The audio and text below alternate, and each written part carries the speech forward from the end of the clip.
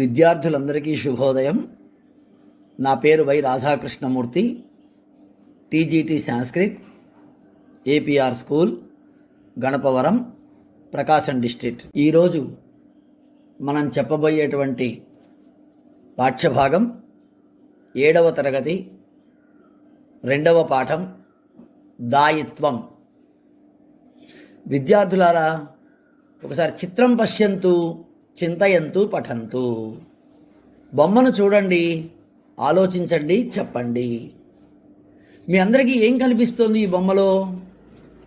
పైన ఆ పిల్లవాడు ఏం చేస్తున్నాడు?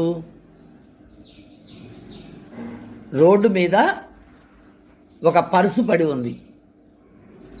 ఆ పర్సును చూశాడు, అటు ఇటు చూస్తున్నాడు కదా. ఎవరైనా చూస్తున్నారా? ఎవరైనా ఉన్నారా అక్కడ? ఎవరైనా?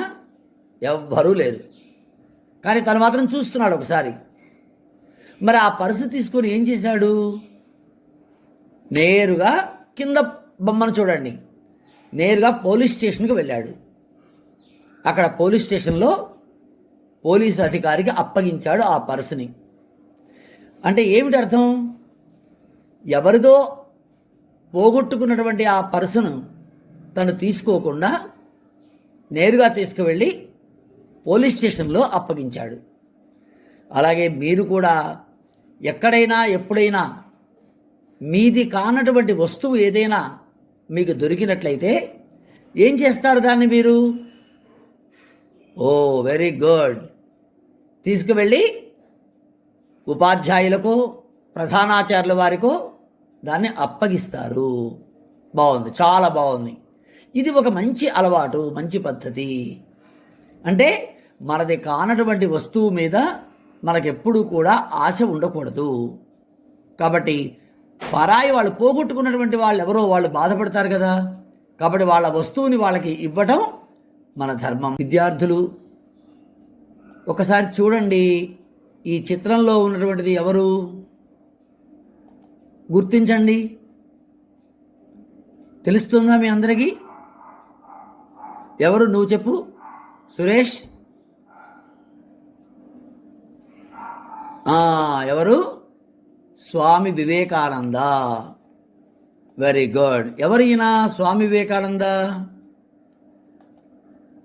మన భారతీయ సంస్కృతిని దశ దిశలా వ్యాపింపచేసినటువంటి ఒక మహానుభావుడు. అటువంటి స్వామి వివేకానంద చిత్రపటాన్ని చూశారు కదా మీరందరూ, గుర్తించారు కదా ఈయన్ని. ఇప్పుడు ఇంకొక చిత్రపటాన్ని చూడండి. ఈ 2వ చిత్రంలో ఉన్నటువంటిది ఎవరు? చూడండి, మీ అందరికీ తెలుసు, మనం ప్రతి సంవత్సరం సెప్టెంబర్ 5వ తేదీన ఏం చేసుకుంటాం? గురు పూజోత్సవం కదా. గురు పూజోత్సవం ఎవరి పేరు మీద చేసుకుంటున్నాం? నువ్వు చెప్పావు, బాగుంది. డాక్టర్ సర్వేపల్లి రాధాకృష్ణన్ గారి పేరు మీద మనం గురు పూజోత్సవం జరుపుకుంటున్నాం. ఎందుకు జరుపుకుంటున్నాం ఆయన పేరు మీద? ఆయన ఉపాధ్యాయ వృత్తిలో ఉండి అంచెలంచెలుగా ఎదిగి ఉపరాష్ట్రపతిగా, రాష్ట్రపతిగా మన భారతదేశానికి ఎంతో సేవలు అందించారు. కాబట్టి ఒక బాధ్యత కలిగినటువంటి పౌరులుగా స్వామి వివేకానందని, అలాగే డాక్టర్ సర్వేపల్లి రాధాకృష్ణన్ గారి గురించి మనం చెప్పుకుంటున్నాం ఈ రోజుకి కూడా. ఈ చిత్రంలో ఎవరు కనిపిస్తున్నారు మీకు? మీలో అందరికీ తెలియదు కదా. ఎవరికి తెలుసు చెప్పండి? రాఘవ, నువ్వు చెప్పింది కరెక్ట్. ఎవరాయన? Doctor C V Raman. విద్యార్థులు అందరూ గమనించారా? రాఘవ కరెక్ట్గా చెప్పాడు, సివి రామన్. ఎవరైనా ఈ సివి రామన్? ఒక సైంటిస్ట్, ఒక పరిశోధకుడు, విజ్ఞాన శాస్త్ర పరిశోధకుడు. ఈయనకి ఏమి ప్రైజ్ వచ్చింది? నోబెల్ ప్రైజ్ వచ్చింది. అటువంటి ఈ మహానుభావుడికి ఎందుకు ఆ ప్రైజ్ ఇచ్చారు? ఒక బాధ్యత కలిగినటువంటి పౌరుడు.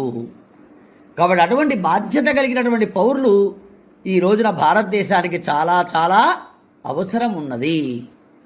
అందుకే ఆ బాధ్యత గల పౌరుల గురించి మీకు తెలియచెప్పడానికే ఈ దాయిత్వం అనేటువంటి పాఠ్యభాగాన్ని మనకు 7వ తరగతిలో పాఠ్యభాగంగా నిర్ణయించారు.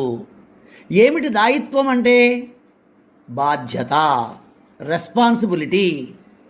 కాబట్టి ప్రతి ఒక్కరూ కూడా వారి వారి బాధ్యతలను వారు నిర్వర్తించాలి. తప్పనిసరిగా ఆ బాధ్యత నిర్వర్తించేటువంటి వారికి ఉన్నతమైనటువంటి స్థానం దక్కుతుంది, లభిస్తుంది. అర్థమైందా విద్యార్థులు? Okay, very good. ఇప్పుడు పాఠం చూడండి. పాఠస్య చిత్రం పశ్యంతు తదుద్దిశ్య మాతృభాషయా వదంతు. ఒకసారి ఈ పాఠం యొక్క చిత్రాన్ని చూడండి, దాన్ని ఉద్దేశించి మాతృభాషలో చెప్పండి అని ఇచ్చాడు. ఏం కనబడుతోంది మీకు ఈ చిత్రంలో? ఒక అతను కూర్చొని ఉన్నాడు. అతనికి ఎదురుగా నిల్చున్నటువంటి అతను డబ్బులు ఇస్తున్నాడు కదా, అందరికీ కనిపించిందా? అతని చేతిలో ఏం పట్టుకొని ఉన్నాడు? ఒక చేతిలో ఫైల్ ఉంది, ఒక చేతిలో డబ్బులు ఉన్నాయి. డబ్బులు ఇస్తున్నాడు అక్కడ. ఎందుకు ఇస్తున్నాడు అతను? చూద్దాం, ఎందుకు ఇస్తున్నాడో తెలుసుకుందాం. ఒకసారి పాఠం మొత్తాన్ని కూడా నేను చదువుతాను, మీరు జాగ్రత్తగా గమనిస్తూ నిదానంగా చూడండి. డాక్టర్ సివి రామన్ మహోదయ భారతీయ విజ్ఞాన శాస్త్రజ్ఞ ఆసీత్. సహ నోబెల్ పురస్కారం ప్రాప్తవాన్. సహ బెంగుళూరు నగరే ఏకస్య పరిశోధన కేంద్రస్య నిర్వహణం అకరోత్. తస్మిన్ విజ్ఞాన పరిశోధన కేంద్రే కర్మకరాः ఆవశ్యకాः అభవన్. తదర్థం సహ యోగ్యాः అభ్యర్థినः ఆవశ్యకాः ఇది పత్రికాసు విజ్ఞాపనం అకరోత్. బహుభ్యः ప్రదేశేభ్యः అభ్యర్థినः ఆగతవంతः. ప్రాతः 9 పరీక్షా అభవత్. రామన్ మహోదయ తాన్ సర్వాన్ పరీక్ష్య ఉత్తమానాం చయనం కృతవాన్. ప్రయాణవ్యయం దాపయిత్వా అవశిష్టాన్ ప్రేషితవాన్. సాయం 4 అనంతరం సహ కంచన యువకం కార్యాలయ ప్రాంగణే అపశ్యత్. తం రామన్ మహోదయ ఏవం అపృచ్ఛత్, భవాన్ ఇతః గచ్చతు ఇది పూర్వమేవ అవదం ఖలు. తథాపి భవాన్ అత్రైవ కిమర్థం అటతి ఇది. సహ తరుణః భవతాం కార్యాలయజనాః మమ ప్రయాణ వ్యయ నిమిత్తం అధికం ధనం అయచ్చన్. తద్ధనం ప్రత్యర్పయితుం అహం ఆగతవాన్. ఇదానీం ధనం ప్రత్యర్పితవాన్, అతః గచ్ఛామి ఇది అవదత్. తదా రామన్ మహోదయః మిత్ర భవాదృశాः రుజువర్తనాः ఏవ మమ ఆవశ్యకాः సంతి. భవతः ప్రతిగమనం మాస్తు. అత్రైవ భవతే స్థానం కల్పయామి ఇత్యుక్త్వా తస్మై నియుక్తిం అయచ్చత్. యత్ ధనం స్వీయం నాస్తి తత్ అవశ్యం ప్రత్యర్పణీయం ఇది బుద్ధిః యేషాం భవతి తాదృశానాం దాయిత్వవతాం జనానాం ఆవశ్యకత ఇదానీం దేశస్య అస్తి. ఇప్పుడు ఈ పాఠము యొక్క అర్థాన్ని కూడా చక్కగా తెలుసుకుందాం. వినండి అందరూ ఒకసారి. డాక్టర్ సివి రామన్ మహోదయ. సివి రామన్ అనేటువంటి మహానుభావుడికి డాక్టర్ అనేటువంటిది ఒక బిరుదు ఉంది, ఒక అవార్డు అది ఆయనకి. ఆ రామన్ మహోదయుడు భారతీయ విజ్ఞాన శాస్త్రజ్ఞ ఆసీత్. భారతీయ విజ్ఞాన శాస్త్రజ్ఞ అంటే సైన్స్ తెలిసినటువంటి వాడు, సైంటిస్ట్ అంటారు. కాబట్టి భారతీయ విజ్ఞాన శాస్త్రజ్ఞ, సైంటిస్ట్గా ఉన్నాడు. సహా నోబెల్ పురస్కారం ప్రాప్తవాన్. ఆయన పొందినటువంటి అత్యుత్తమమైనటువంటి బహుమతి ఏమిటి అంటే నోబెల్ బహుమతి. పురస్కారం అంటే బహుమతి అని. నోబెల్ పురస్కారమును, నోబెల్ బహుమతిని ప్రాప్తవాన్, పొందాడు. సహ బెంగుళూరు నగరే, అతడు బెంగుళూరు నగరమునందు ఏకస్య పరిశోధన కేంద్రస్య, ఒకానొక పరిశోధన కేంద్రమును, పరిశోధన కేంద్రాన్ని ఏమంటారు? రీసెర్చ్ సెంటర్ అంటారు. కాబట్టి అన్నీ వాళ్ళు పరిశోధిస్తూ ఉంటారు, ప్రతి విషయాన్ని కూడా. అలా పరిశోధన కేంద్రం యొక్క నిర్వహణం అకరోత్, నిర్వహణ చేస్తూ ఉన్నాడు. తస్మిన్ విజ్ఞాన పరిశోధన కేంద్రే, ఆ విజ్ఞాన పరిశోధన కేంద్రమునందు కర్మకరాः ఆవశ్యకాः అభవన్. కర్మకరాः, పనిచేసేటువంటి వారు. ఏమంటారు పనిచేసేటువంటి వారిని? ఉద్యోగులు. వెరీ గుడ్, ఉద్యోగులు అంటారు. ఉద్యోగుల యొక్క ఆవశ్యకాः అభవన్, అవసరం ఉన్నది.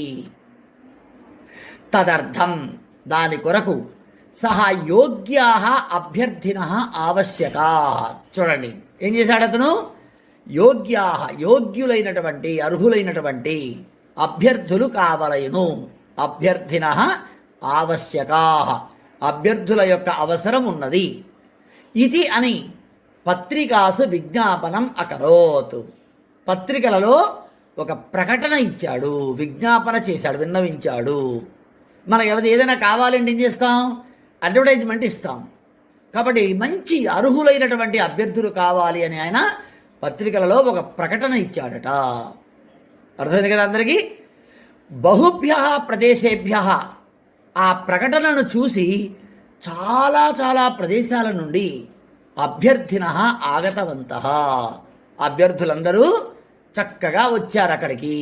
ఎక్కడికి? బెంగళూరు నగరంలో ఉన్నటువంటి విజ్ఞాన పరిశోధన కేంద్రానికి విచ్చేశారు. ప్రాతః నవవాదనే, ప్రొద్దున్నే, ప్రాతః అంటే ప్రాతకాలం, ప్రొద్దున్నే నవవాదనే. నవ అంటే ఎంత సంఖ్య? 9. నవ అంటే 9, వాదనము అంటే గంట అని. నవవాదనే అంటే 9 గంటలకు పరీక్ష అభవత్, పరీక్ష జరిగింది.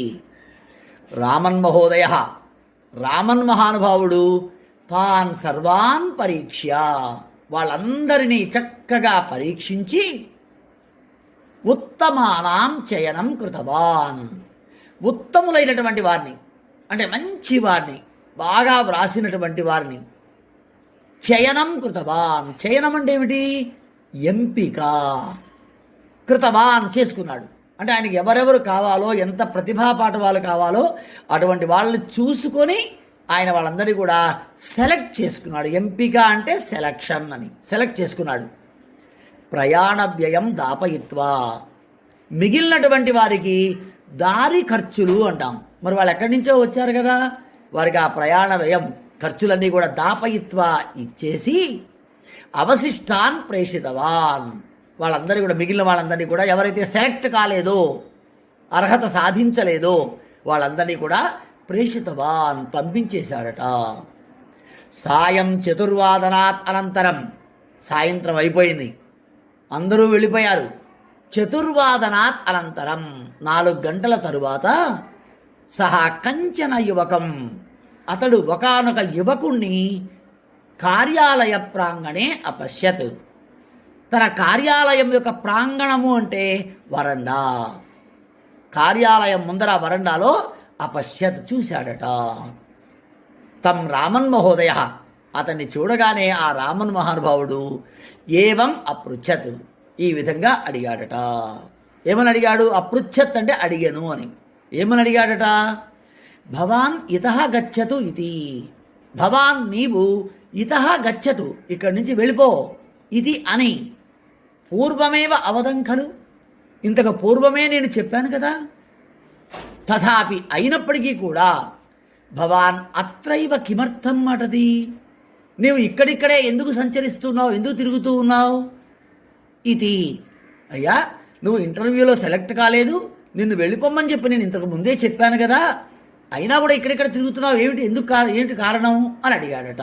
సహతరుణ, ఆ యువకుడు భవతాం కార్యాలయ జనా, అయ్యా మీ కార్యాలయంలో పనిచేసేటువంటి జనులు అంటే మీ ఆఫీసు సిబ్బంది మమ ప్రయాణ వ్యయ నిమిత్తం, నా దారి ఖర్చుల నిమిత్తమై, నా ఛార్జీల ఖర్చుల నిమిత్తమై అధికం ధనం అయచ్చన్, ఇవ్వవలసిన దానికన్నా ఎక్కువ ధనాన్ని ఇచ్చారు. మీ ఆఫీస్ సిబ్బంది నా ప్రయాణ ఖర్చులకు ఇవ్వవలసిన ధనం కన్నా అధిక ధనం ఇచ్చారు. తద్ధనం ప్రత్యర్పయితం, ఆ ధనాన్ని తిరిగి ఇవ్వడానికై అహం ఆగతవాన్, నేను మళ్ళీ వచ్చాను.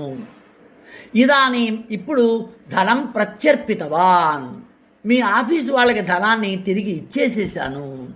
అతః గచ్చామి, అందుకని ఇక్కడి నుంచి నేను వెళ్ళిపోతున్నాను. ఇది అవదత్ అని చెప్పాడట. తదా రామన్ మహోదయ, అప్పుడు ఆ రామన్ గారు, మిత్ర, ఓ మిత్రుడా, భవాదృశాః, నీ వంటి రుజువర్తనాః ఏవా, మంచి ప్రవర్తన కలిగినటువంటి వారే, సత్ప్రవర్తన కలిగినటువంటి వారే, మంచి నడవడిక కలిగినటువంటి వారే మమ ఆవశ్యకాః సంతి, నాకు అవసరం ఉన్నారు. భవతః ప్రతిగమనం మాస్తు, నీ యొక్క తిరిగి వెళ్ళటం మాస్తు, వద్దు నాయనా, నువ్వు తిరిగి వెళ్ళవలసిన అవసరం లేదు. అత్రైవ భవతే స్థానం కల్పయామి, అత్రైవ ఇక్కడనే, భవతే నీ కొరకు, స్థానం కల్పయామి స్థానాన్ని స్థానము అంటే ఏమిటి? ఉద్యోగము అని. నీ కొరకు నేను ఉద్యోగాన్ని కల్పిస్తాను, ఏర్పాటు చేస్తాను. ఇది ఉక్త్వా అని పలికి, తస్మై అతనికి నియుక్తిం అయచ్చత్. నియుక్తిం అంటే ఆర్డర్ కాపీ అని, నియామక పత్రము అంటారు. ఆ నియామక పత్రాన్ని అప్పటికప్పుడే అక్కడే ఆయనకి ఇచ్చేశాడట. యత్ ధనం స్వీయం నాస్తి, యత్ ధనం, ఏ ధనమైతే స్వీయం నాస్తి, తనది కాదో, తత్ అవశ్యం ప్రత్యర్పణీయం, తత్ దానిని అవశ్యం తప్పకుండా ప్రత్యర్పణీయం తిరిగి అర్పించవలను, తిరిగి ఇవ్వవలను.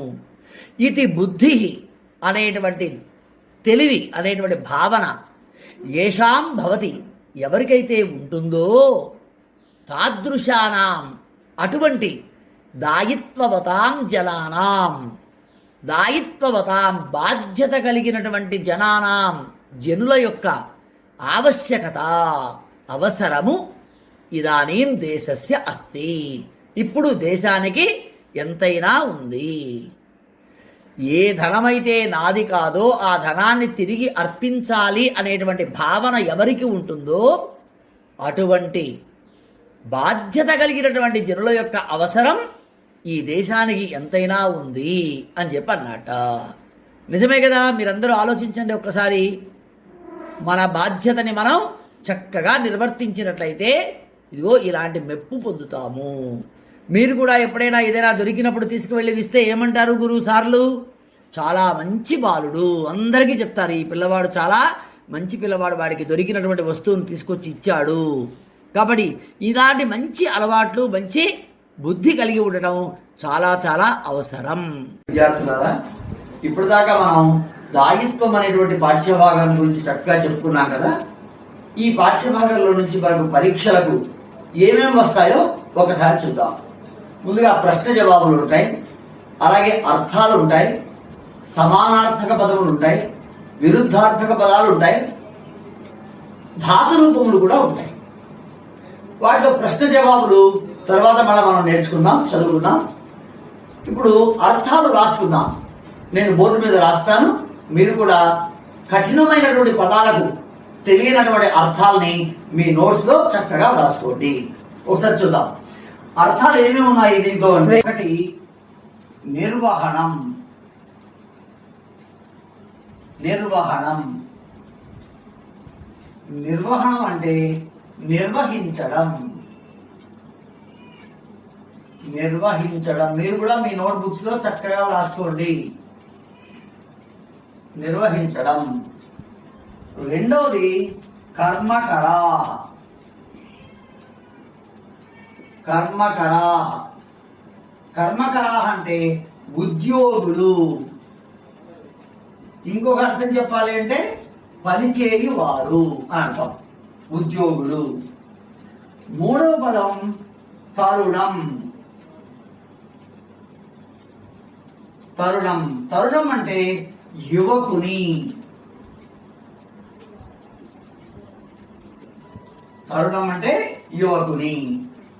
నాలుగవది చయనం అని ఇచ్చాడు. అర్థమవుతుంది కదా అందరికీ? చయనం.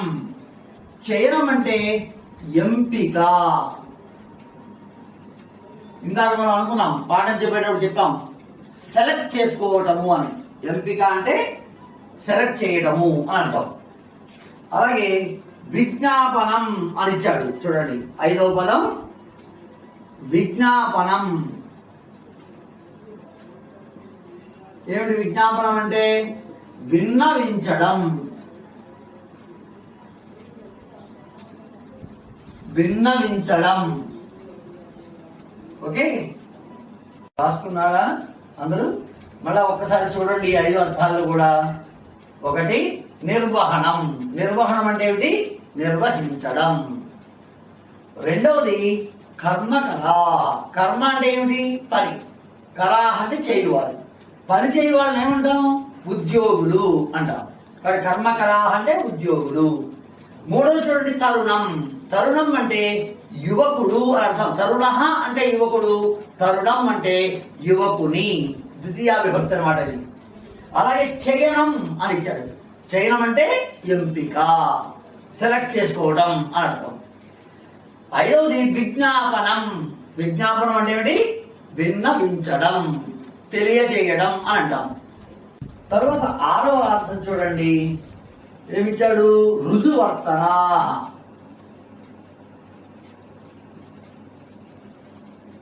రుజువర్తన.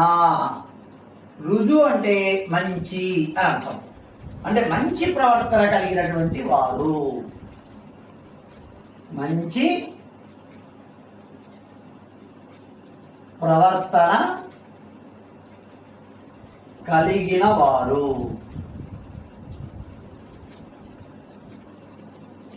మంచి ప్రవర్తన కలిగిన వారిని రుజువర్తన అంటాం. తర్వాతది అవశిష్టాన్ అని ఇచ్చాడు చూడండి. మెల్లగా రాసుకోండి, ఏమి ఇబ్బంది లేదు. మళ్ళా ఇంకోసారి చెప్తాను. అవశిష్టాన్. అవశిష్టాన్ అంటే మిగిలిన. అవశిష్టాలంటే మిగిలిన. తర్వాత 8వది బహుభ్య అని ఇచ్చాడు. బహుభ్య ప్రదేశేభ్య అని మన పాఠంలో వచ్చింది. చాలా ప్రదేశముల నుండి అని చెప్పాము. సో బహుభ్య అంటే అర్థం ఏమిటి? చాలా, చాలా అని అర్థం. అలాగే 9వది అవశ్యం అని ఇచ్చాడు. అవశ్యం అంటే తప్పనిసరిగా అని అర్థం. తప్పకుండా అని కూడా అంటాం. తప్పకుండా. అవశ్యం అంటే తప్పకుండా అని అర్థం. అలాగే 10వది పురస్కారం అని ఇచ్చాడు.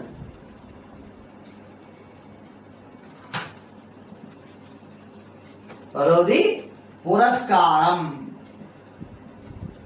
పురస్కారం అంటే ఏమిటి? నోబెల్ పురస్కారం పొందాడు అన్నాం. పురస్కారం అంటే బహుమతి అని అర్థం. పురస్కారం అంటే ఏమిటి? బహుమతి. ఒక్కసారి మళ్ళీ చూడండి, అన్ని జాగ్రత్తగా వినండి. రుజువర్తన. రుజు అంటే ఏం చెప్పాను? మంచి అని చెప్పాను. వర్తనం అంటే ప్రవర్తించడం అని. మంచిగా ప్రవర్తించడం, మంచి ప్రవర్తన కలిగినటువంటి వారిని రుజువర్తన అంటారు. అలాగే అవశిష్ట అని ఇచ్చాడు. అవశిష్టాలంటే మిగిలినటువంటి వారిని డబ్బులిచ్చి పంపించేసేసారట. బహుభ్య అన్నాడు. బహుభ్య అంటే చాలా అని అర్థం. అలాగే అవశ్యం అన్నాడు. అవశ్యం అంటే తప్పకుండా. పురస్కారం అని చెప్పాడు. పురస్కారం అంటే ఏమిటి? బహుమతి. మనం ఉగాది పురస్కారములు అంటుంటాం. ఉగాది పురస్కారములు, నంది పురస్కారం, నంది బహుమతులు ఇచ్చాడని అంటుంటాం. ఆ పురస్కారం అంటే బహుమతి. తర్వాత 11వ అర్థం చూడండి, ఏమిచ్చాడు? ఉత్తమాన అని ఇచ్చాడు. ఉత్తమానం అంటే మంచివారి యొక్క, ఉత్తముల యొక్క అని అర్థం. మనం చక్కగా తెలుగులో కానుకుంటే మంచివారి యొక్క,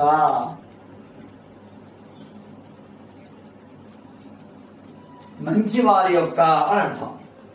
అలాగే దాయిత్వవతాం అని 12వది ఇచ్చాడు. దాయిత్వవతాం ఏమిటి? మా పాఠం పేరే దాయిత్వము కదా. కాబట్టి ఇప్పుడు దాయిత్వవతాం అంటే బాధ్యత కలవారి యొక్క అని అర్థం. బాధ్యత కలవారి యొక్క, బాధ్యత కలవారి యొక్క అని అర్థం. 13వది ప్రాప్తవాన్ అని ఇచ్చాడు.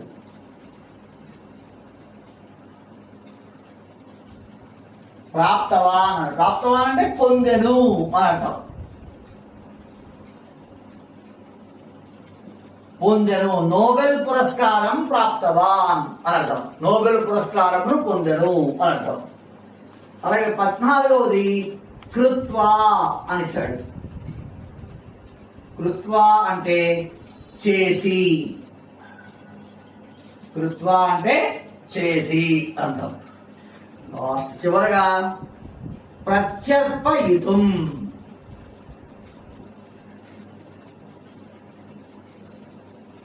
ప్రత్యర్పయితుం ఏంటి? ప్రత్యర్పయితుం అంటే తిరిగి ఇచ్చుట కొరకు, తిరిగి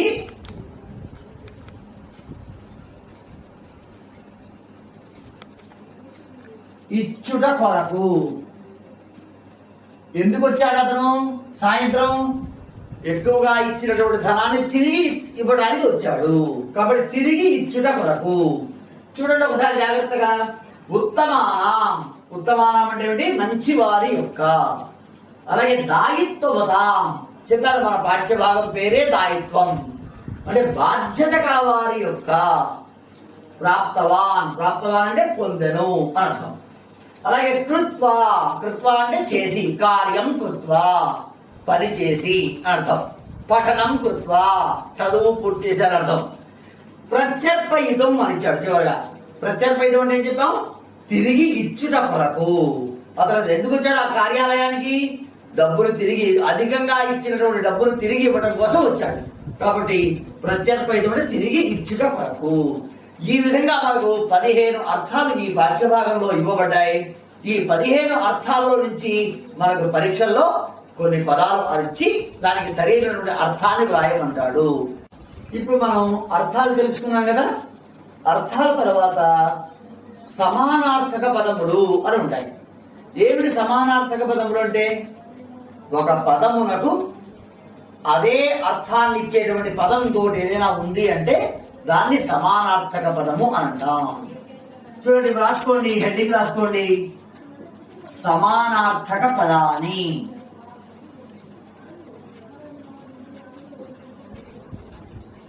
సమానార్థక పదాని హెడ్డింగ్ పెట్టుకోండి. సమానార్థక పదాని అని. ఏమిటా సమానార్థక పదాలు ఒకసారి చూద్దాం. ఏమిచ్చాడు? ఒకటి తరుణః, తరుణః అని ఇచ్చాడు. ఏమిటి తరుణః అంటే? యువకః.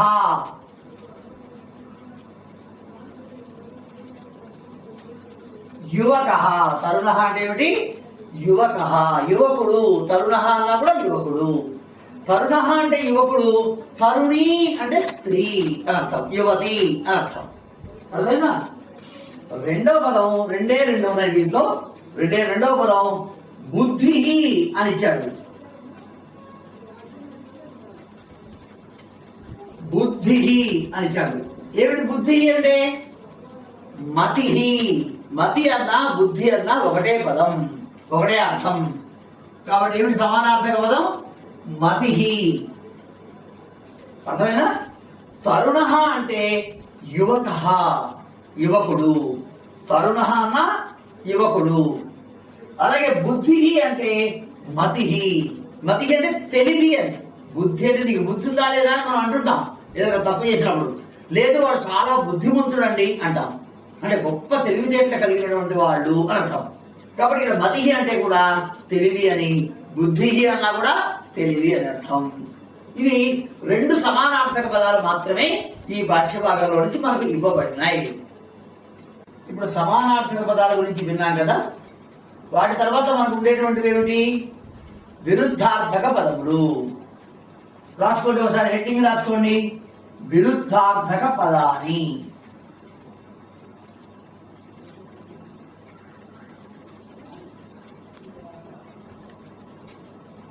విరుద్ధార్థక పదాని చక్కగా అండర్లైన్ చేసుకోండి ఆ హెడ్డింగ్ ని. విరుద్ధార్థక పదాని ఏమున్నాయి విరుద్ధార్థక పదాల్లో మనకు? ఒకటి ఆవశ్యక అని. ఆవశ్యక విరుద్ధార్థక పదాలు అంటే ఏమిటి? ఆపోజిట్ వర్డ్స్, వ్యతిరేకమైనటువంటి పదము. కాబట్టి వ్యతిరేక పదానికి ఏం చేసాం మనం? ఇంటూ మార్కు పెట్టాము. కాబట్టి ఇప్పుడు ఆవశ్యక అనే దానికి ఏమిటి వ్యతిరేక పదం? మరి అనావశ్యక. ఏమిటి? అనావశ్యక. అనావశ్యక. చూడండి, ఆవశ్యకము అంటే అవసరము, అనావశ్యకం అంటే అవసరం లేకపోవడము. కాబట్టి ఆవశ్యక అనావశ్యక అని అంటాం. అలాగే రెండవది అధికం అని ఇచ్చాడు. అధికం అంటే ఏంటి? ఎక్కువ. ఎక్కువకు వ్యతిరేక పదం ఏమిటో చెప్పు ప్రదీప్ నువ్వు. కరెక్ట్, బాగా చెప్తావు. ఎక్కువగా ఏమంటావు వ్యతిరేక పదం? తక్కువ. తక్కువ ఏమంటారు సంస్కృతంలో తెలుసా? ఎవరన్నా చెప్పగలరా మీరు? మీకు ఎవరికి తెలియలేదు కదా, చెప్పగలరా? నువ్వు చెప్పు. కాదు, నేను చెప్తాను చూడండి. న్యూనం.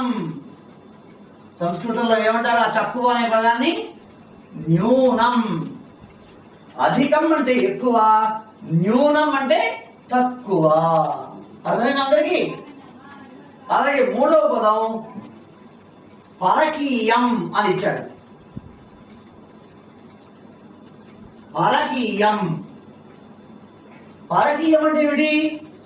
ఇతరులకు సంబంధించినది, వేరే వాళ్ళది అని అర్థం. ఏమిటి దానికి వ్యతిరేక పదం? నువ్వు చెప్పు కిరణ్. వ్యతిరేక పదం ఏమిటి? తనది. Right right, very good. తనది అనేది సంస్కృతంలో ఏమంటారు? ఏమంటారు? స్వీయం. స్వీయం అంటే ఏమిటి? తనది అని అర్థం. పరకీయం అంటే ఇతరులకు చెందినది, స్వీయం అంటే తనకు చెందినది అని అర్థం. లాస్ట్ గా చివరిగా ఏమిచ్చాడు? నాలుగోది. నాలుగు ఉన్నాయి దీంట్లో. నాలుగోది ఇచ్చాడు యోగ్య అని ఇచ్చాడు. యోగ్య అని ఇచ్చాడు. యోగ్య అంటే అర్థం ఏమిటి? అర్హత కలిగినటువంటి వాడు, యోగ్యుడు అని అంటాం. యోగ్యుడికి వ్యతిరేక పదం ఏంటి? నువ్వు చెప్పున్నారే. యోగ్యుడికి వ్యతిరేక పదం ఏమిటి? నువ్వు చెప్పురా. అయోగ్య. వీడు కరెక్ట్ చెప్పాడు, చూడండి ఒకసారి. అయోగ్య ఏమిటి అర్థం? అయోగ్య. అయోగ్య అంటే యోగ్యత లేనివారు, అర్హత లేనివారు అని అర్థం. యోగ్యుడు అంటే అర్హత ఉన్నటువంటి వారు, అయోగ్య అంటే అర్హత లేనటువంటి వారు అని అర్థం. ఇప్పుడు ఒకసారి అన్ని చూడండి, విరుద్ధార్థక పదాలు మొత్తం కూడా 4 కూడా ఒకసారి జాగ్రత్తగా వినండి. చూడండి. ఆవశ్యక. ఆవశ్యక అంటే అవసరము. అనావశ్యక అంటే అవసరము లేదు అర్థం. ఆవశ్యకాకి వ్యతిరేక పదం ఏమిటి? అనావశ్యక అని. అలాగే అధికం అని ఇచ్చాడు. అధికం అంటే ఏం చెప్పాం? ఎక్కువ. ఎక్కువకు వ్యతిరేక పదం ఏమిటి? తెలుగులో అయితే తక్కువ అంటాం. ఆ తక్కువ ఏదైనా సంస్కృతంలో ఏమంటున్నాం? న్యూనం. న్యూనం అంటే తక్కువ. అలాగే మూడవ పదం ఇచ్చాడు, ఏమిచ్చాడు? పరకీయం. పరకీయం అంటే ఇతరులకు చెందినది, నీకు చెందినది కాదు, ఇతరులకు చెందినది. దానికి ఆపోజిట్ వాడు ఏం చెప్తాం మనం? మనకు తనకు చెందినది అంటాం, పరులకు చెందినది తనకు చెందినది అంటాం. ఆ తనకు అనే పదానికి ఏమంటాం? స్వీయం అంటాం. మనం ఒకసారి చూస్తున్నాం, స్వీయ వాక్యము, స్వీయ రచనలు. తెలుగులో మీరు చదువుకుంటూ ఉంటారు కదా అప్పుడప్పుడు. స్వీయ రచనలు, స్వీయ అనుభవాలు అంటారు. కాబట్టి తన యొక్క అని అర్థం.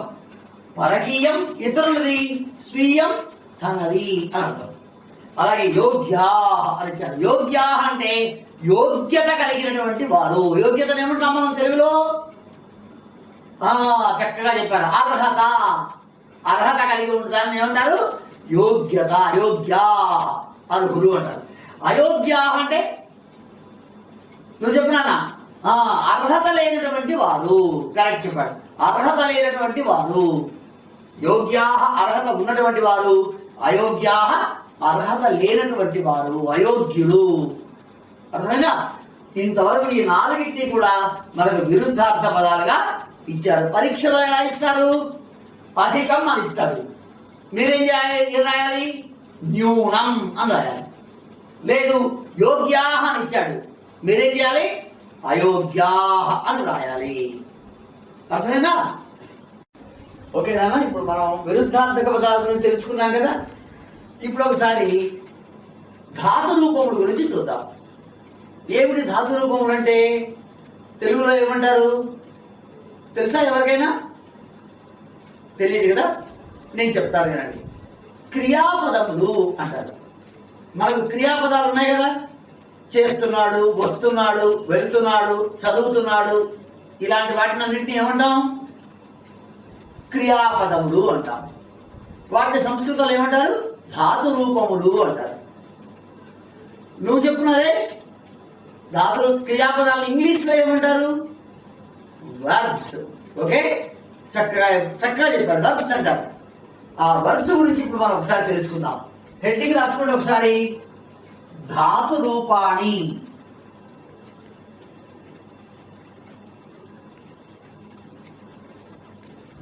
ధాతు రూపాణి అని రాసుకొని కింద చక్కగా అండర్లైన్ చేసుకోండి. ఈ ధాతు రూపములు ఎలా ఉంటాయి? ఈ క్రియాపదాలు ఎలా ఉంటాయి? మీ అందరికీ తెలుసు, టెన్సెస్ తెలుసు. కాలములు అంటాం. ఏమిటి కాలాలు? వర్తమాన కాలము, భూతకాలము, భవిష్యత్ కాలము అని చెప్పని కాలాలు చెప్తూ ఉంటాం. ఈ కాలాలు వర్తమాన కాలాన్ని ఏమంటారు ఇంగ్లీష్ లో? నువ్వు చెప్పమ్మా, సుబ్బారావు నువ్వు చెప్పు. ప్రజెంట్ టెన్స్ అంటారు. వర్తమాన కాలాన్ని ఏమంటారు? ప్రజెంట్ టెన్స్ అంటారు. మరి భూతకాలాన్ని ఏమంటారు? వెంకటేశ్వర్లు నువ్వు చెప్పు, భూతకాలాన్ని ఏమంటారు? భూతకాలాన్ని ఏమంటారు చెప్పు. భూతకాలాన్ని ఏమంటారు? పాస్ట్ టెన్స్ అంటారు.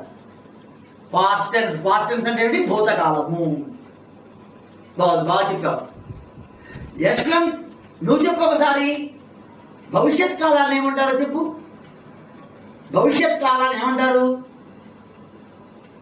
నీకు తెలియలేదు కదా, నువ్వు చెప్పమ్మా. సుమంత్ నువ్వు చెప్పు, భవిష్యత్ కాలాన్ని ఏమంటారు? Future tense. Very good. వర్తమాన కాలము ప్రజెంట్ టెన్స్, భూతకాలము పాస్ట్ టెన్స్, భవిష్యత్ కాలము ఫ్యూచర్ టెన్స్. ఇలా 3 ఉన్నాయి. వీటిలో కూడా మళ్ళీ ఏముంటాయి? ఏకవచనం, బహువచనం, singular, plural, first person, second person, third person అని ఉంటాయి. మనం థర్డ్ పర్సన్ అంటే మనం ఇంగ్లీష్ లోనేమో first person, second person, third person వస్తుంది. అదే సంస్కృతంలో కింద నుంచి పైకి వెళ్ళాలి. కింద ఏమో ఫస్ట్ పర్సన్, మధ్యలో సెకండ్ పర్సన్, పైన థర్డ్ పర్సన్ వస్తుంది. ఆ ఫస్ట్ పర్సన్ ని థర్డ్ పర్సన్ ని ఏమంటారు అంటే, ఫస్ట్ పర్సన్ అంటే ఏమిటి? ప్రథమ పురుష. చూడండి,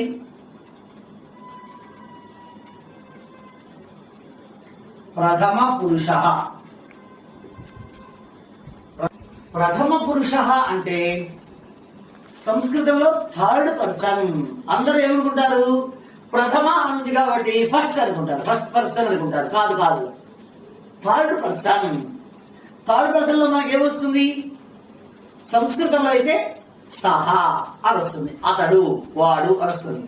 అదే ఇంగ్లీష్ లో ఏమొస్తుంది చెప్పండి? హీ. అతన్ని ఏమంటాం మనం? అతడు అంటే హీ అంటాం. అదే స్త్రీ అయితే షీ అంటాం. కాబట్టి ఫస్ట్ పర్సన్ అంటే ఇక్కడ ఫస్ట్ పర్సన్ అంటే వేరవుతుంది. ప్రథమ పురుష అంటే ఫస్ట్ పర్సన్ అనుకుంటారు, కానీ కాదు, థర్డ్ పర్సన్ అని గుర్తుపెట్టుకోవాలి. ఏమొస్తుంది థర్డ్ పర్సన్ లో? పఠతి అని వచ్చింది. చూడండి, పఠతి అని వచ్చింది. పఠతి అంటే చదువుతున్నాడు. చదువుతున్నాడు అంటే సహా పఠతి, అతడు చదువుతున్నాడు. అతడు చదువుతున్నాడు అంటే అర్థమేంటి? He is reading. He is reading. Third person కాబట్టి అతడు చదువుతున్నాడు అన్నా. సహా పఠతి అని వస్తుంది. అట్లాగే లిఖతి అని ఇచ్చాడు. ఏమిచ్చాడు? లిఖతి. లిఖతి అంటే ఏమిటి? వ్రాయుచున్నాడు. వ్రాయుచున్నాడు. పుస్తకం లిఖతి. సహా పత్రం లిఖతి. అతడు లెటర్ రాస్తున్నాడు, అతడు పుస్తకం రాస్తున్నాడు. లిఖతి అంటే వ్రాయుచున్నాడు. Is writing. ఇతడు రాస్తున్నాడు, అతడు రాస్తున్నాడు. అలా ఇది కూడా ఏ పర్సన్ అవుతుంది? థర్డ్ పర్సన్ అవుతుంది. సంస్కృతంలో ఏమంటారు థర్డ్ పర్సన్ ని? ప్రథమ పురుష అంటారు. ఇంకొకటి ఇచ్చాడు, చలతి. చలతి అని ఇచ్చాడు. ఏమిటి చలతి అంటే? మూవింగ్, కదులుతున్నది అని అర్థం.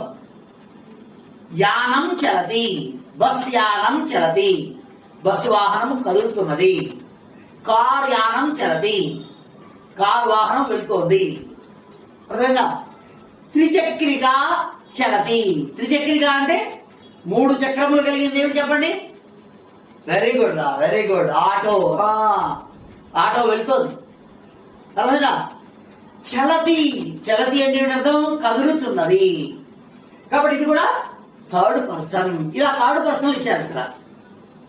వీటికి ఫస్ట్ ఏంటి? మన ఫస్ట్ పర్సన్ రావాలి. ఫస్ట్ పర్సన్ అంటే ఏం చెప్పాము సంస్కృతంలో? చూడండి ఒకసారి ఏం చెప్పాము? ఉత్తమ పురుష.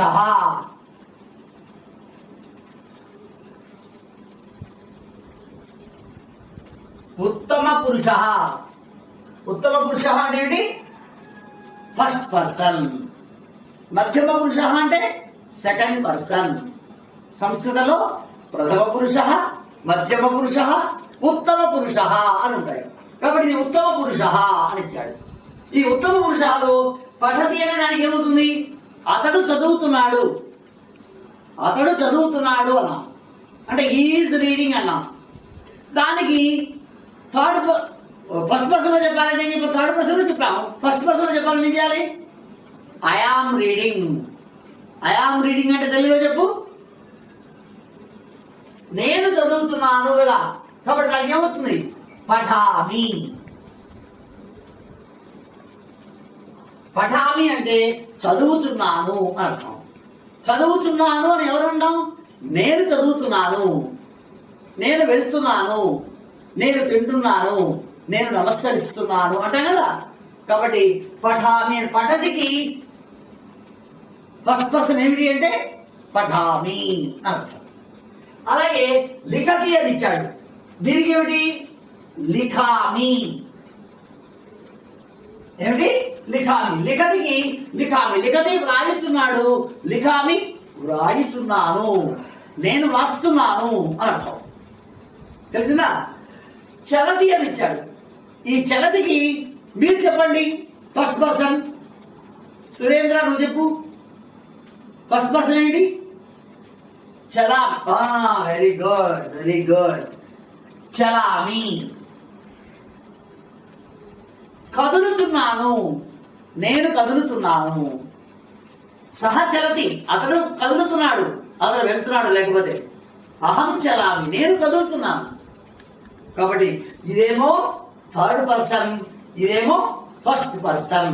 ఇప్పుడు మీ అందరికి అర్థమైందా? ప్రథమ పురుష అంటే అందరూ ఏమనుకుంటారని చెప్పాం? ఫస్ట్ పర్సన్ అనుకుంటారు సహజంగా, కానీ ఇది థర్డ్ పర్సన్. ఉత్తమ పురుష అంటే ఫస్ట్ పర్సన్. కాబట్టి ఈ రోజున మనం థర్డ్ పర్సన్ గురించి, ఫస్ట్ పర్సన్ గురించి చక్కగా తెలుసుకున్నాం. మనకు పరీక్షలో కూడా సహా పుస్తకం డాష్ అనిస్తాడు, సముచిత ధాతు రూపం లిఖంతు అనిస్తాడు, అతడు పుస్తకమును డాష్ అని ఇచ్చాడు. అటువంటి మీకు ఏమర్థమవుతుంది? సహా అనగానే ఏ పర్సన్? Third person. కాబట్టి ఏం రాయాలి? పఠతి. Very good, very good. పఠతి, సహా పుస్తకం పఠతి అని రాయాలి. లేదు ఉత్తమ పురుషులో ఇచ్చాడు, ఫస్ట్ పర్సన్ లో ఇచ్చాడు, అహం పత్రం డాష్ అని ఇచ్చాడు. అహం వస్తే ఏ పర్సన్ అని చెప్పాము? First person. Very good, very good. First person కాబట్టి ఫస్ట్ పర్సన్ ఏమొస్తుంది? పఠామి. ఇక్కడ అహం పత్రం పఠామి, నేను లేఖను చదువుతున్నాను అని వస్తుంది. ఇలాగా ఈ ధాతు రూపంలో నుంచి మనకు ఒక మార్కుకి ధాతు రూపం క్రియాపదాన్ని ఇవ్వబడుతుంది. దాన్ని మనం చక్కగా వ్రాసి ఆ మార్పు తెచ్చుకోవాలి. రాసుకున్నారు కదా అందరూ? రాసుకుని చక్కగా మీకు ఏదైనా అర్థం కాకపోతే మరలా స్టడీ అవ్వాలో కూడా ఒకసారి దాని గురించి అడగండి, తెలుసుకోండి. ఓకే, ధాతు రూపాలు అయిపోయినాయి కదా, అందరికీ అర్థమైంది కదా మీ అందరికి కూడా. ఇప్పుడు హోంవర్క్, గృహ కార్యము అంటారు. ఏమిటా హోంవర్క్ మీ అందరికీ కూడా అంటే, నోబెల్ పురస్కారములు పొందినటువంటి భారతీయులు ఎవరెవరైతే ఉన్నారో వాళ్ళ యొక్క చిత్రపటాలను సేకరించండి. వాటిని చక్కగా క్లాస్ లో వాళ్ళ పేర్లు రాసి క్లాస్ లో అంటించండి. అర్థమైందా మీ అందరికీ? ఎవరెవరు నోబెల్ పురస్కారములు పొందినటువంటి భారతీయులు ఉన్నారో, ఇండియన్స్ మాత్రమే, అటువంటి భారతీయుల యొక్క చిత్రపటాలను మీరు సేకరించి చక్కగా వాటి తరగతి గదిలో ఉంచండి. ఇది మీ అందరికీ కూడా హోంవర్క్. ఇది